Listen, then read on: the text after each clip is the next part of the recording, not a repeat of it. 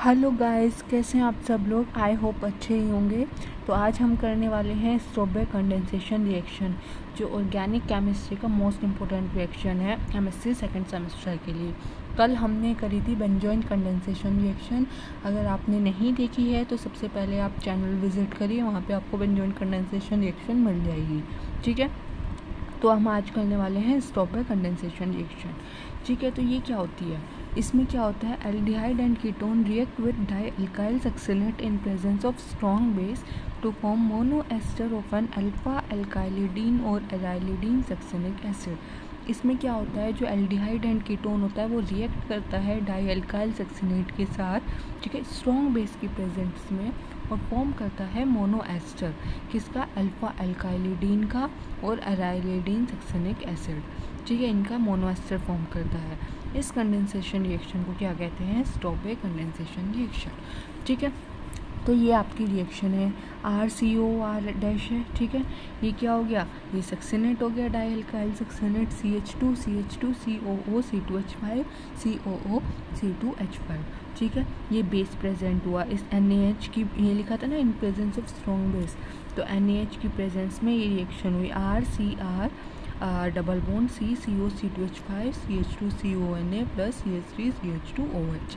ठीक है, R और R डैश क्या, यानी R और ये R और R डैश क्या हो सकते हैं, या तो हाइड्रोजन हो सकता है, या अल्काइल हो सकता है, या अराइल हो सकता है, इन तीनों में से कुछ भी हो सकते हैं। ठीक है, अब हम इसकी बात करते हैं मैकेनिज्म की। तो मैकेनिज्म में स्टेप फर्स्ट क्या है, formation of enolate of succinic acid ester in presence of base.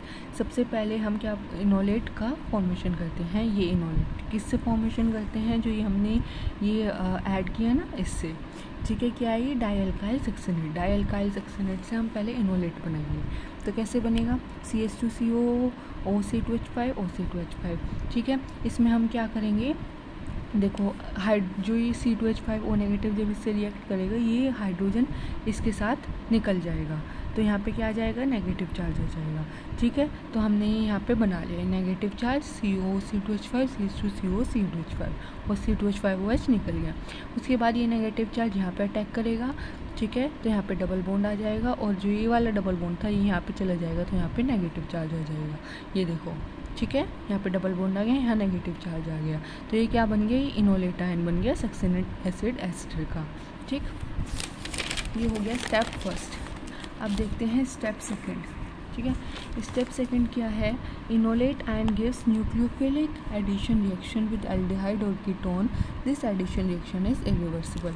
अब क्या होता है, जो हमने स्टार्टिंग में कीटोन के साथ रिएक्शन करी थी ना, अब उस इनोलेट आयन की इसके साथ रिएक्शन करेंगे। ये RCOR लिखा, CHCO C2H5 लिखा। अब क्या होगा, जो ये CH नेगेटिव है ये इसके साथ बॉन्ड बना लेगा, और जो ये O है, जैसे पहले O के पास नेगेटिव चार्ज आ गया था, तो ऐसे यहाँ पे आ जाएगा, तो क्या हो गया, RCO नेगेटिव, और ये इससे अटैच हो गया, बाकी का ये सेम लिख दिया। ठीक है, ये क्या बना, एडक्ट, इसको हम बोलते हैं एडक्ट। ठीक है, ये क्या है, ये जो अभी हमने बनाया था ना इनोलेट आयन, उसी की दूसरी फॉर्म है। ठीक है, जैसे अभी दो फॉर्म बनी थी ना, तो चाहे आप इसके साथ रिएक्शन करो चाहे इसके साथ रिएक्शन करो, एक आंसर क्या बनेगा, एडक्ट। ठीक है, आप स्टेप थर्ड देखें। स्टेप थर्ड है, the resulting adduct cyclizes to gamma lactone, this process is reversible. अब क्या हुआ, जो ये एडक्ट बना, हमने इसको साइक्लिक फॉर्म में लिख दिया, इसको ऐसे करके ऐसे घुमा दिया। देखो RCO नेगेटिव इतना लिखा पहले, फिर CH, देखो CH CO C2H5, ये वाला COO C2H5। ठीक है, उसके बाद CH2, ये वाला CH2 CO C2H5 CH2 COO C2H5 same है, बस हमने इसको साइक्लिक फॉर्म में लिख दिया। अब इसका जो ये नेगेटिव चार्ज है ये इस पर अटैक करेगा। ठीक है, ये इस पर जाएगा, तो ये इसके साथ बॉन्ड बना लेगा, ये नेगेटिव इधर आ जाएगा। ठीक है, ऐसे बन गया, तो ये साइक्लिक फॉर्म में आ गया पूरा। ठीक है, फिर ये O नेगेटिव इस पर अटैक करेगा, और ये जो C2H5O है ये निकल जाएगा, आउट हो जाएगा।